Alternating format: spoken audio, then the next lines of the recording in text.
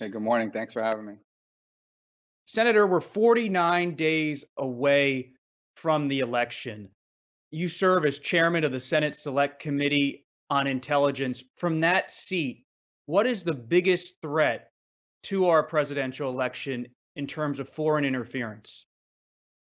Well, I think first we have to break up foreign interference into two categories. One is meddling in the actual architecture and mechanics of the election, and then the other is sort of the messaging, sort of the psychological operations and warfare designed to get us to divide against each other. Let me just talk about the second one for a moment in terms of putting out messages and the like.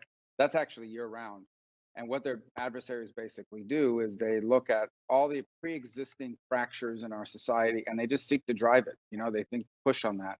They use social media. Increasingly, what you're seeing is that they're using, they'll create a website somewhere. They may even hire Americans to write on that website and put that out there as real news content.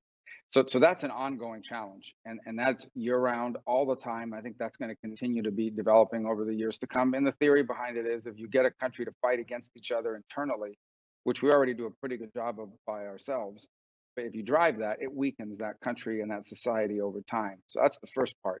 The second, and it's related to the first, is can I mess with the elections? And a lot of people think about it as, can they go in and change votes? That's probably the hardest thing for them to do, at least in a meaningful way, to influence the outcome of the election.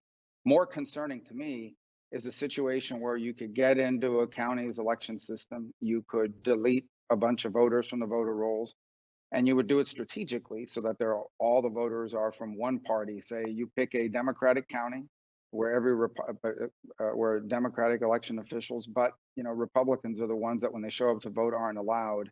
And even though they'll get a provisional ballot in most states and ultimately their vote will be counted, this narrative will get out there that Republicans weren't being allowed to vote, or vice versa. And then if it's a close election, you then use your influence operation to promote the narrative that in some parts of the county, in some parts of the country, in certain counties, partisan election officials were preventing Democrats or Republicans or people from a certain racial or ethnic makeup from voting. All of that designed to create chaos and questions about the legitimacy of the election. And that would be their dream. I mean, that would be that would be the biggest achievement that any adversary has ever Mhm. uh, scored against us in an election cycle, is to bring us to the point where people honestly believe, half the country believes, that the person who was going to be sworn in was not validly and legitimately elected. It's a grave threat to our republic. And the way I tell people is think about 2010, the 2000 election, but on steroids and 50 times worse than that, breaking out in multiple places.